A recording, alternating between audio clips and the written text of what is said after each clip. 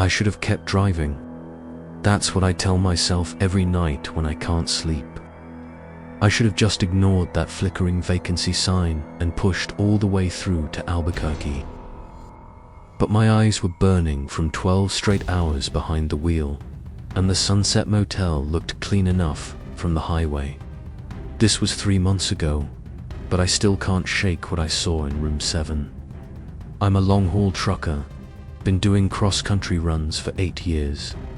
I've stayed in hundreds of motels from Maine to California, and they all just blur together after a while. You know the type. Stained carpets, scratchy sheets, the smell of old cigarette smoke that never quite disappears. You just learn to ignore it. The Sunset Motel sat all alone on a stretch of Arizona desert. One of those old motor lodges from the 50s where the rooms opened directly to the parking lot.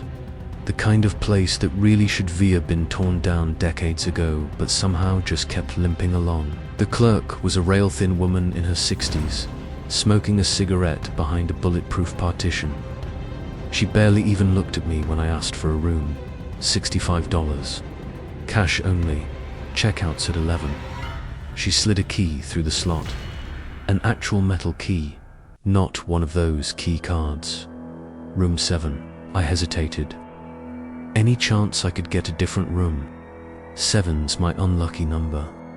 She looked up for the first time, her eyes just cold and flat. Room 7, or nothing. We're almost full. I glanced at the parking lot through the grimy window. My truck was the only vehicle there. Sure, I said. Room 7's fine. The room was exactly what I expected.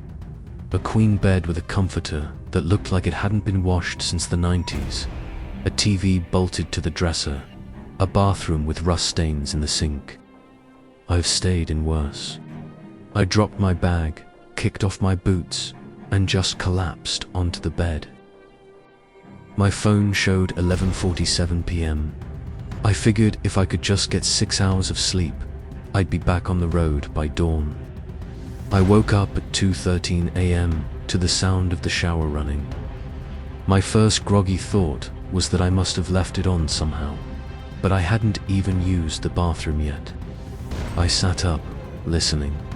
Water was definitely running, full blast, like someone was in there taking a shower. "Hello," I called out. The water just kept running. I got up and walked to the bathroom door, which I'd left half open.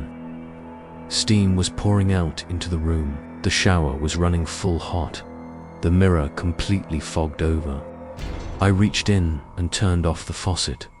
The water stopped. The steam slowly began to clear. And that's when I saw the message.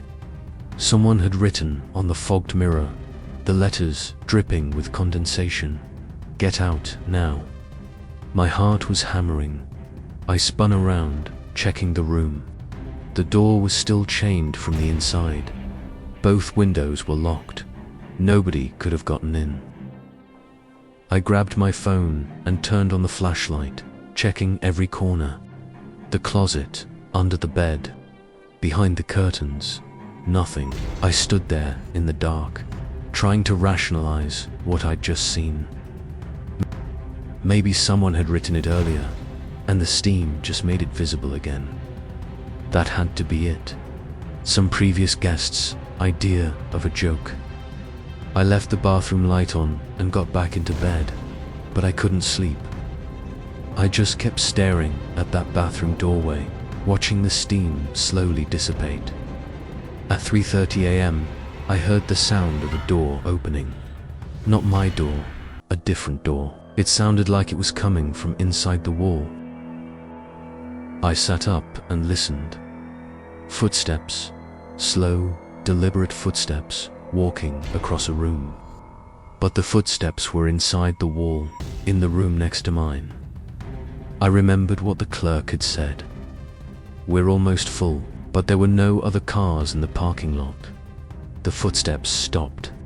Then came a sound that made my blood freeze, scratching, like fingernails dragging across drywall. It was coming from the wall behind the headboard, directly behind where my head had been resting. I jumped out of bed and pressed my ear against the wall. The scratching continued, methodical and persistent. Scratch, scratch, scratch. Then a woman's voice, muffled but clear enough to understand. "Let me out, please. Someone let me out." I ran to the door, unchained it, and stepped outside. The parking lot was empty except for my truck. I looked at room 6, the room next to mine. The door was open, swinging slightly in the desert wind. The room was dark. "Hello," I called out. No response, just the wind and the buzzing of the motel's neon sign. I should have gotten in my truck and left right then. Instead, I walked toward room 6. The door creaked as I pushed it fully open. The room was identical to mine, same layout, same furniture. Except the walls were covered in writing. Floor to ceiling, every inch of space, covered in scratched words. Some looked like they were carved with fingernails, others with something sharper. The same message repeated hundreds and hundreds of times. "Help me. Let me out. Room 7. Help." In the center of the room, written larger than all the rest, "She keeps us here." My hands were shaking.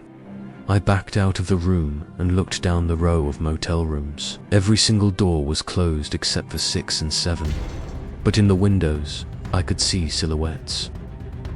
People standing perfectly still, just watching me. I ran back to room 7, grabbed my bag, and sprinted to my truck. As I fumbled with my keys, I heard doors opening, one by one, all along the motel. The silhouettes were stepping outside. They moved in perfect unison, like puppets on strings. All of them were wearing the same clothes, faded and decades out of style. Their faces were gray, their eyes empty.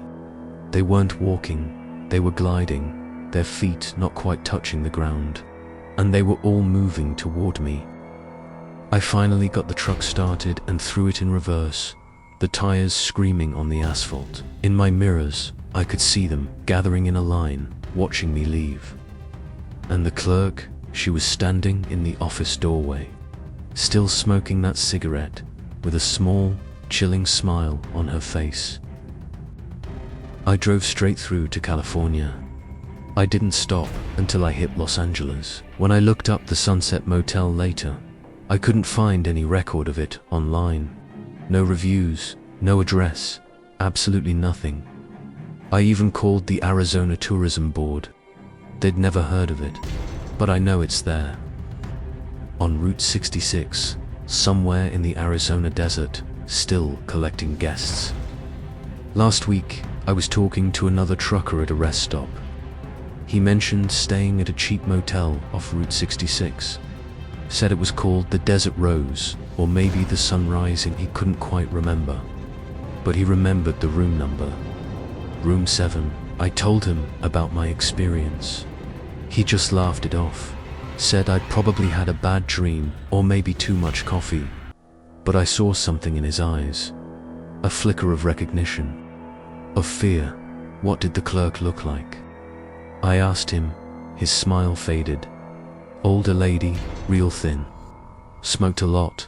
We just looked at each other for a long moment. Then he got in his truck and drove off without another word. I've changed my routes now. I don't drive through Arizona anymore, even though it adds 6 hours to some of my runs. My boss thinks I'm crazy. My wife thinks I need therapy. And maybe they're right. But sometimes, late at night when I'm alone on those dark highways, I see motels with flickering vacancy signs. And I keep driving. Because I know what happens if you stop at the wrong one. I know what's waiting in room 7. Thanks for watching, and remember to subscribe for more strange stories from the road.